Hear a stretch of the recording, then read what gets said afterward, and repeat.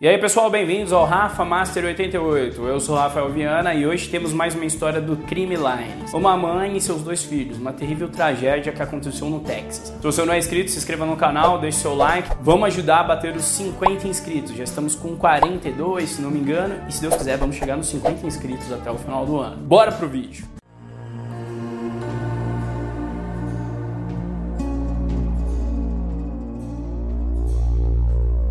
Bom, a nossa história começa com Charity Lee, uma típica jovem americana que aos 18 anos, logo após uma batalha contra o seu vício em drogas, ingressa na faculdade de Ecologia Humana. Sua infância e adolescência não foram nada fáceis, mesmo sendo uma praticante de esportes e boa aluna, seu lado emocional já fora abalado quando sua própria mãe matou seu pai quando ela tinha apenas 6 anos de idade. Ela disse que sua motivação nos estudos era entender as atitudes das pessoas. E imaginem, Charity seria obrigada a questionar tais atitudes dentro da sua própria casa. Ou pior, saber se seria capaz de amar incondicionalmente acima de tudo. Bom, na faculdade, Charity sofria por seu vício em drogas, porém a jovem engravidou e finalmente se viu livre daqueles vícios. Então, em 10 de outubro, nasce o pequeno Paris, um menino. Na época, Charity tinha apenas 19 anos. A longa caminhada era motivada pelo seu primeiro filho, apesar dos altos e baixos. Paris era um bom menino, muito calmo, muito tranquilo. Tinha um momento que ele dava trabalho, mas qualquer criança dá trabalho nessa idade. Era um jovem introvertido, mas algumas coisas ele era um pouco peculiar. Porém, Charity ignorou ou não percebeu qualquer atitude estranha. Mas enfim, dos 6 aos 10 anos de idade, as crianças elas mudam muito, elas são muito imprevisíveis. Eu mesmo,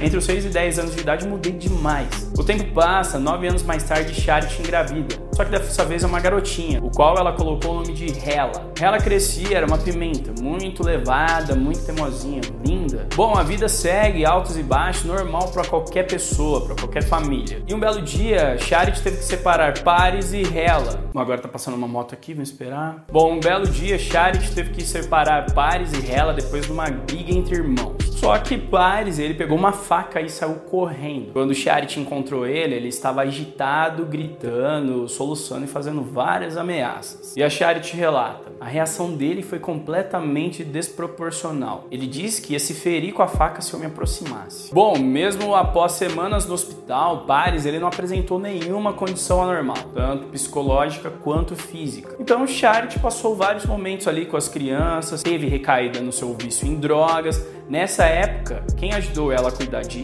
Hella foi o Paris. A jovem mãe ela se sentia culpada pela falta de cuidados e grande responsabilidade imposta ao Paris. Ela dizia que o Paris ele ficava muito irritado pelo vício, por todo esse descuidado. Em meados de 2005, Charity novamente se liberta do seu vício em cocaína, retoma os estudos e arranja um emprego de meio período em uma lanchonete. Ela, sua filha, era uma criança muito tranquila. Ela não tinha problema em ficar separada da mãe, seja com a babá, seja com o Paris, o desligamento entre a mãe e o filho. Dias se passam, o trabalho vai e vem, rotina que se segue, nada de anormal, nada de especial. Porém, em 4 de fevereiro de 2007, 2 anos mais tarde, as coisas nunca mais seriam como antes. Charity sai para trabalhar e depois da meia-noite, fechando o restaurante, chega um policial e diz que Hella estava ferida. Charity questiona se sua filha está no hospital, se já foi socorrida, se deu tudo certo. Porém, Hella não estava no hospital. Isso foi uma coisa muito estranha para ela, pois se Hella estava ferida, tinha que estar no hospital. Então um dos policiais disse uma coisa perturbadora: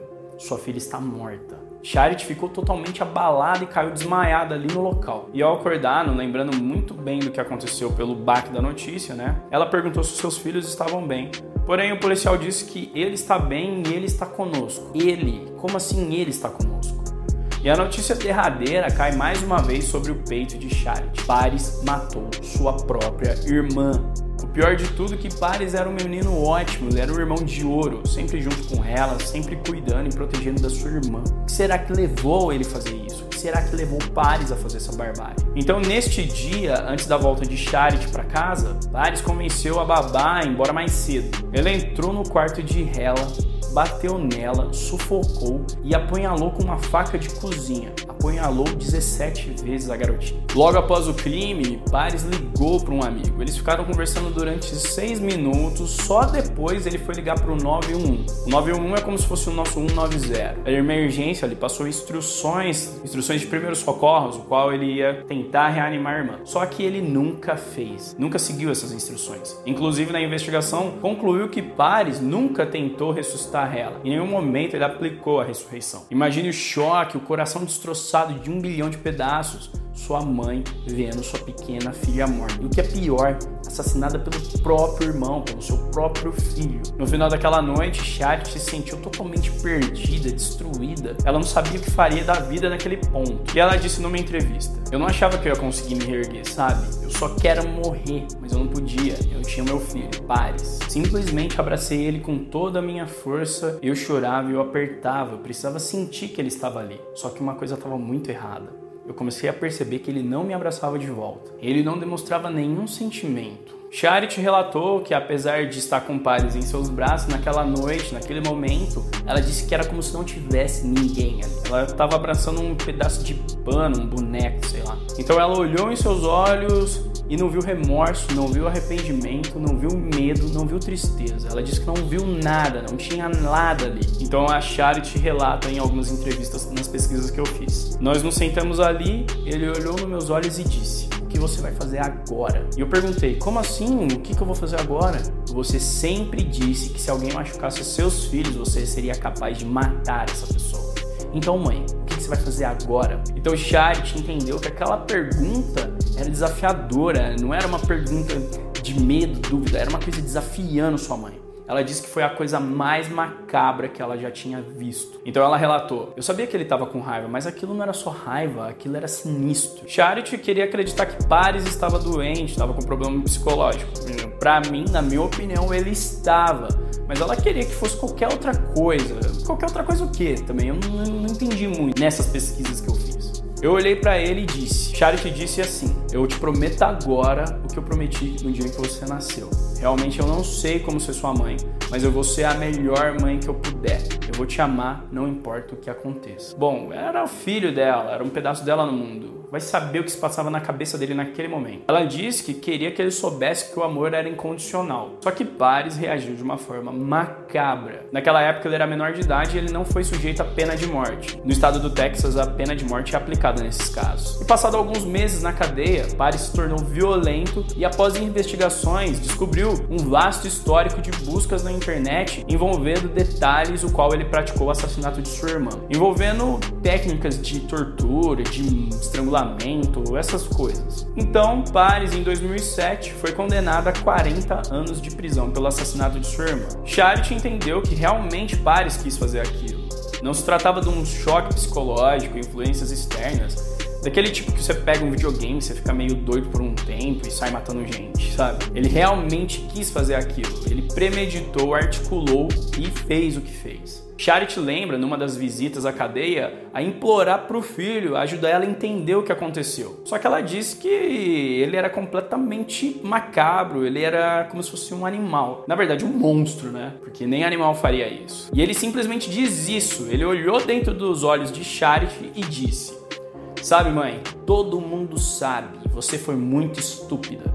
Todos esses anos me achando inteligente, bonito, artístico, estavam todos errados.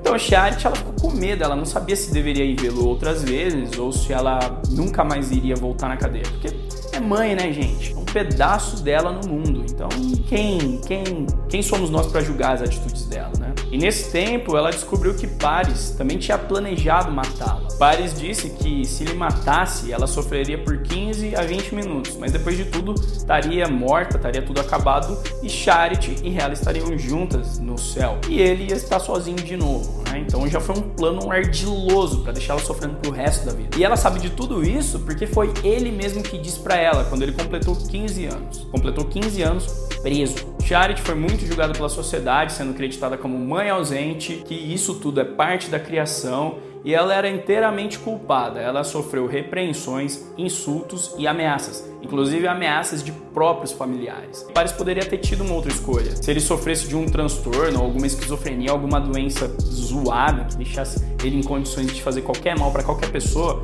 mas não. Foi como eu disse anteriormente, ele planejou, ele teve aquela decisão, foi articulado, foi frio, calculista e foi inteligente no sentido de saber como matar.